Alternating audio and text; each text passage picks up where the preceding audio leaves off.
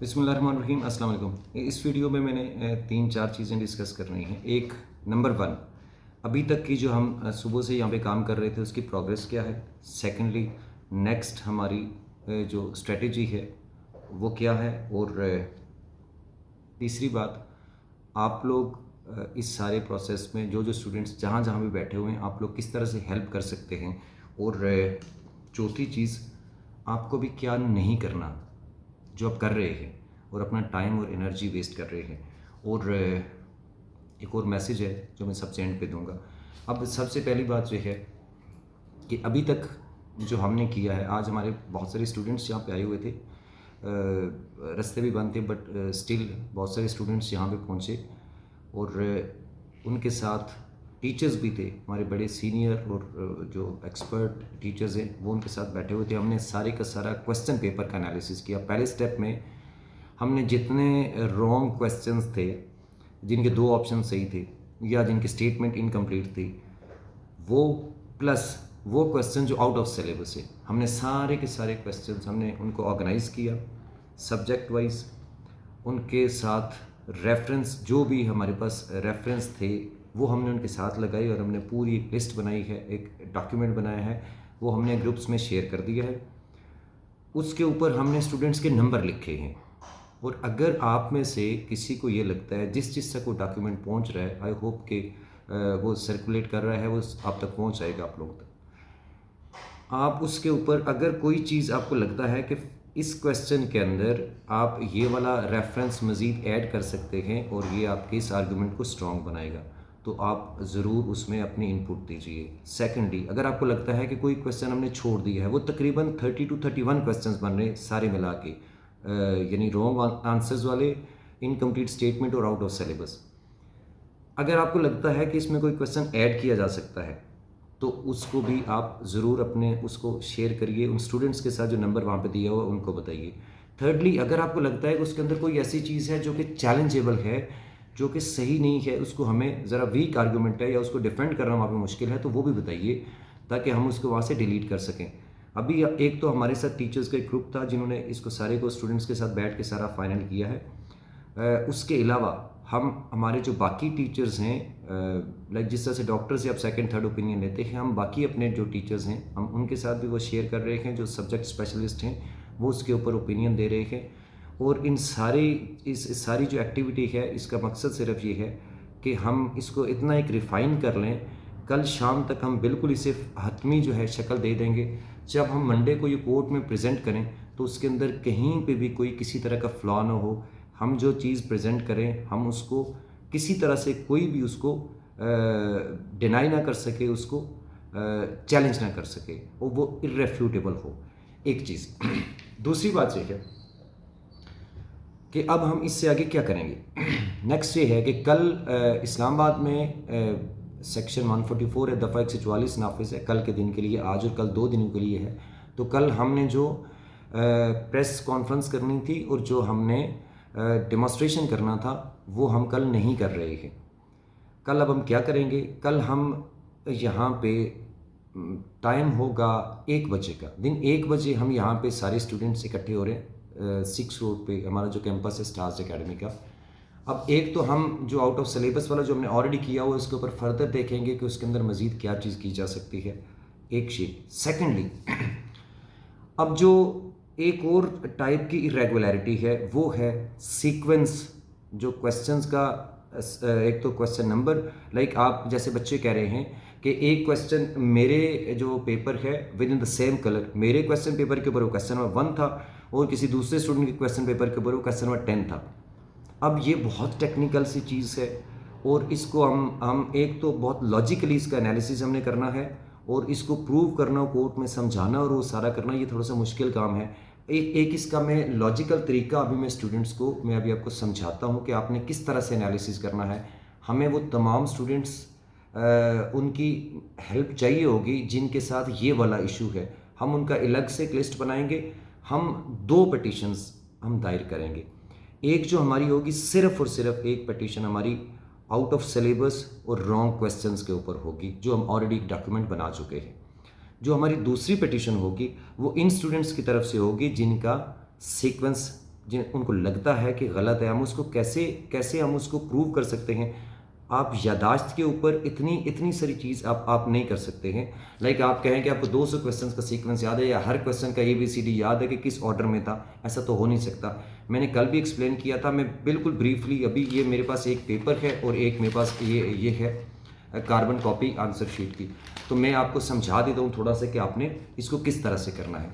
Like ये एक pink colour का क्वेश्चन पेपर है और इसके ऊपर ये क्वेश्चन है लाइक 111 आपने जब एनालिसिस करना है तो आपको आंसर की ज़रूरत नहीं है। आप इसी तरह से अपना क्वेश्चन पेपर लेंगे और आप ये अपनी कार्बन कॉपी साथ रखेंगे। आप क्वेश्चन 111 जैसे मैं पढ़ता हूँ, at constant volume the heat supplied to a system is always equal to its dash. 4 option है, बॉर्न energy, enthalpy change, heat of sublimation और इंटरनल एनर्जी चेंज। अब फर्ज करें ये जो बच्चा है, इस बच्चे ने इसका आंसर, इसको लगा, आपको कम से कम इतना ज़रूर याद होगा कि इन चारों में से आपने, आप ABCD को छोड़ दीजिए, आपने चारों में से कौन सा वाला आंसर लिखा होता। आपने इंथैल्पी चेंज लिखा था या हीट ऑफ सब्लिमेशन, या कौन सा, वो गलत है या सही है, इससे भी कोई फ़र्क नहीं पड़ता। इससे बिल्कुल भी फ़र्क नहीं पड़ता कि आपका आंसर सही है या गलत है। फॉर एग्जाम्पल, बच्चे को पता है, स्टूडेंट को, आपको अच्छे से पता है कि आपने इसका कौन सा आंसर लिखा था। इस बच्चे ने, जिसकी आंसर की है मेरे पास, इसने इसका लिखा था इंथैल्पी चेंज। अब इसका मतलब ये हुआ, यहाँ पे ये बीटा ऑप्शन है, इसका मतलब ये है कि जो ये कार्बन कॉपी है, इस बच्चे को लग रहा था इंथैल्पी चेंज, तो इसने बीटा वाला बबल यहाँ पे फिल किया होगा। अब मैं अगर यहाँ पे 111 देखता हूँ इसकी की के ऊपर 111, तो यहाँ पे मैं अभी आपको दिखा नहीं सकता, लेकिन यहाँ पे ये डेल्टा वाला बबल फिल हुआ हुआ। तो अब इंथैल्पी चेंज को आंसर समझ के इस बच्चे ने यहाँ पे डेल्टा वाला ऑप्शन जो है, डेल्टा वाला बबल फिल किया है। इससे प्रूव ये हुआ कि ये इंथैल्पी चेंज उस बच्चे को जो क्वेश्चन पेपर इसको मिला था, वहाँ पे ये बीटा पे नहीं बल्कि डेल्टा पे था। तो ये है सीक्वेंस वाला लॉजिक। अब आपने वो सारे क्वेश्चन ढूंढने हैं, आपने ये सामने रखना है, आपने ये देखना है कि जो जो आंसर आपने किया है, जो जो आंसर, आप उसका कंटेंट पढ़िए कि बॉन्ड एनर्जी के इंथैल्पी चेंज जो आपने किया है, क्या वो बबल जो आपकी आंसर शीट के ऊपर फिल हुआ है उसका और इस क्वेश्चन पेपर का वही वाला बन रहा है या कोई और बन रहा है। लाइक यहाँ पे इस बच्चे ने इधर डेल्टा फिल किया हुआ है, ये वाला ऑप्शन यहाँ पे बीटा में दिया हुआ है। इसका मतलब है कि इस क्वेश्चन का सीक्वेंस डिफरेंट है, चेंज हुआ है। तो आप ये वाला क्वेश्चन मार्क कर लेंगे। गलत सही के को बिल्कुल छोड़ दीजिए कि आपका आंसर सही है या गलत है, इस बात को छोड़ दीजिए। अब आपने ये सारे क्वेश्चंस मार्क कर लेने हैं जिनमें आपका जो ऑप्शन, यहाँ पे जो आंसर आपने लिखा था वो किसी और ऑप्शन पे है और आपका बबल कोई और फिल हुआ है। बस ये करना है आपने। अब ये सारे क्वेश्चंस की आप लिस्ट बना लेंगे और वो तमाम स्टूडेंट्स जिनका ये वाला प्रॉब्लम सीक्वेंस वाला आ रहा है, we need them here tomorrow. आप दिन 1 बजे आप यहाँ पे आइए, आप अपना ये वाली जो बबल शीट है, ये जो इसकी कार्बन कॉपी है, ये भी लेके आइए और अपना जो आपका पेपर है अपने कलर का, उसका एक प्रिंट भी साथ लेकर आइए। तो ये तमाम स्टूडेंट्स की हम अलग से लिस्ट बनाएंगे। आपकी तरफ से हम प्लीज़ ये लेंगे कोर्ट में कि भाई ये जो स्टूडेंट है 5 या 10 से 15, कि भाई ये जो क्वेश्चन पेपर अपलोड किया गया वेबसाइट पे, ये मेरा क्वेश्चन पेपर नहीं है। और हम इसको चैलेंज करेंगे और हम डिमांड करेंगे कि आपका पर्टिकुलरली आपके नाम के साथ, आपके रोल नंबर के साथ जो आपका क्वेश्चन पेपर है वो प्रोड्यूस किया जाए। जब वो क्वेश्चन पेपर सामने रखेंगे, इस क्वेश्चन पेपर के साथ क्रॉस एग्जामिन उसको करेंगे, तो वहाँ से पता चल जाएगा कि आपका सीक्वेंस और इस क्वेश्चन पेपर का सीक्वेंस डिफरेंट है। तो ये एक बहुत बड़ी इरेगुलरिटी है। थर्डली, तीसरी बात, अब वो स्टूडेंट्स, अब एक और चीज़ सामने आ रही है कि कुछ स्टूडेंट्स के ये जो कार्बन कॉपी है आपकी, इसके अंदर अगर जो उन्होंने अपलोड की है उसी के अकॉर्डिंग हम कैलकुलेट करें तो एक बच्चे के मार्क्स बन रहे हैं 160 और जो रिजल्ट आया है उसमें लिखे हुए 139। तो ये एक तीसरी तरह की इरेगुलरिटी है कि आप आंसर की गलत है या सही है। अब आप अभी इस चीज़ के लिए आप उसको भूल जाइए। आप सिर्फ ये देखिए कि जो उन्होंने ऑफिशियली अपलोड की है आंसर की, उसके अकॉर्डिंग इसमें जो आपकी कार्बन कॉपी है, इस पे जितने नंबर बन रहे हैं क्या वो सही हैं या गलत हैं।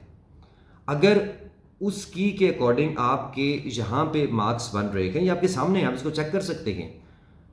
अगर उस गिवन की के अकॉर्डिंग आपके मार्क्स जो बन रहे हैं आपके उससे कम मार्क्स रिजल्ट में आए हुए हैं, तो ये एक तीसरी तरह की रेगुलरिटी। बहुत सारे स्टूडेंट्स ऐसे हैं जिनके साथ ये वाला इशू भी है। तो ऐसे तमाम स्टूडेंट्स भी अपनी कार्बन कॉपी और जो अपनी की है, जो आपकी की अपलोड हुई है, उसका प्रिंट लेके आपके कलर की, आप लोग भी कल दिन को 1 बजे जहाँ पे आइए, हम इन स्टूडेंट्स की एक अलग से लिस्ट बनाएंगे और ये वाला तीसरी इरेगुलरिटी के तौर पर हम कोर्ट में ये प्रेजेंट करेंगे कि इन स्टूडेंट्स के आंसर इन्हीं की गिवन की के अकॉर्डिंग गलत लगे हुए हैं। तो ये तीसरी टाइप की एक इरेगुलरिटी हो जाएगी। तो अब हम क्या करने जा रहे हैं, ये तीनों चीज़ों को लेके हम कोर्ट में जाएंगे। अब आप लोगों ने हेल्प कैसे करनी है, यही चीज़ें मैं बता चुका हूँ कि ये पिंडी इस्लामाबाद या इर्द गिर्द जब जहाँ पे भी हैं, आपके साथ ये जो सेकंड और थर्ड तरह के जो मैंने इश्यूज बताए हैं, जिस चीज़ के साथ हैं, वो स्टूडेंट्स यहाँ पे आएँ और उन स्टूडेंट की तरफ से हम अलग से एक प्ली लेंगे, अलग से रेट करेंगे। अब अगली चीज़ क्या है, आपको क्या नहीं करना। प्लीज़ एक तो डिसअपॉइंट ना हो, बिल्कुल भी डिसअपॉइंटमेंट वाली बात नहीं है। आप लोग जो आप स्टूडेंट्स हैं, जो पेरेंट्स हैं, आप लोग एक चीज़ समझिए कि ये पहली दफ़ा आपके साथ नहीं हो रहा, इससे पहले भी बहुत सारे लोगों के साथ ये ऐसे होता रहा और इस तरह की रेगुलरिटीज़ होती रही। आप लोग एक हिस्ट्री सेट करने जा रहे हैं। इंशाल्लाह हमने तो एफर्ट करनी है, अगर हमें इसमें कामयाबी मिलती है, जो कि इंशाल्लाह हमें मिलेगी, क्योंकि हमारे पास इंशाल्लाह हमारा केस बहुत स्ट्रॉन्ग है, तो आप लोग ये पूरी एक हिस्ट्री को, पूरे सिस्टम को चेंज करेंगे। आने वाले सब लोगों के लिए इसमें बहुत सारी बेहतरी होगी। शायद आपसे बहुत ज़्यादा फ़ायदा उन आने वाले लोगों को होगा जो कि इससे पहले जो ये सिस्टम चलता रहा, बहुत सारे लोग इसका शिकार हुए, तो आने वाले बहुत सारे लोग हैं वो इस किस्म की चीज़ों से बचेंगे। तो ये एक बहुत बड़ी कॉज है। तो इसके लिए आपको मतलब डिसअपॉइंटमेंट बिल्कुल भी नहीं होनी चाहिए और आपको होपलेस नहीं होना चाहिए। पुरुमीद रहिए और ये जहन में रखिए कि ये सिर्फ आपके अपने पर्सनल एडमिशन से हट के उससे बहुत आगे की बात है, ये एक बड़ी कॉज है।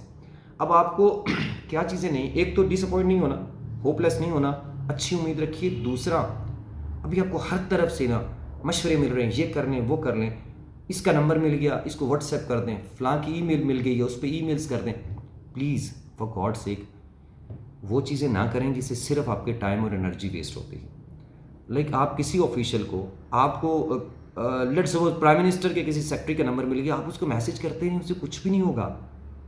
ऐसा बिल्कुल भी आउट ऑफ द वे जाके कोई बंदा आपके लिए कोई कहीं से आएगा और आपके व्हाट्सएप पे मैसेजेस पड़ेगा 10, 20, 500, 1000 स्टूडेंट्स के, और वो कहेगा पीएमडीसी को आके कि हाँ भाई आप बड़ी ज्यादती करें, आप इसको सही कर दें और ये कर दें, वो कर दें।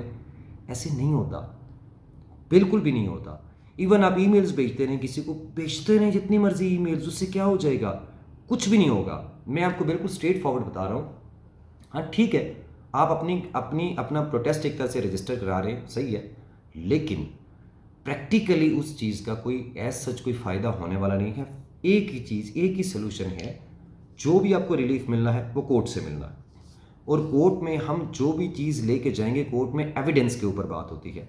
हमने एविडेंस प्रोवाइड करना है और हमने पूरी एफर्ट ये करनी है कि हम अपना केस इस तरह से तैयार करें कि हम जो वहाँ पे जज साहब बैठे होंगे उनको ये रियलाइज़ करवा सकें कि वाकई जेन्युइनली इतनी सारी इरेगुलरिटीज़ हैं और इसके ऊपर हमें रिलीफ दिया जाए, और ये कोर्ट से ही होगा, इसके अलावा कोई दूसरा ऑप्शन नहीं है।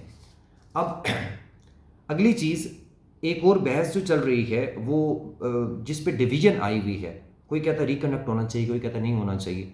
फॉर गॉड सेक अभी भी it's too early to talk about this कि क्या होना चाहिए, क्या नहीं होना चाहिए। ये प्रोसेस आगे कैसे होगा।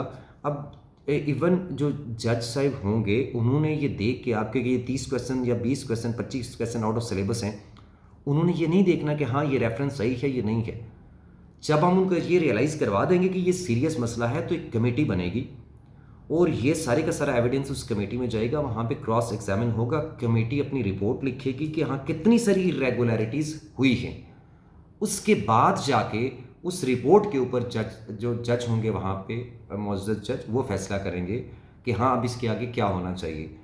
तो जब ये रिपोर्ट बन चुकी होगी, सारी इरेगुलरिटीज सामने आ चुकी होंगी, उसके बाद हमें ये देखना है कि क्या रिकंडक्ट होना चाहिए या नहीं होना चाहिए।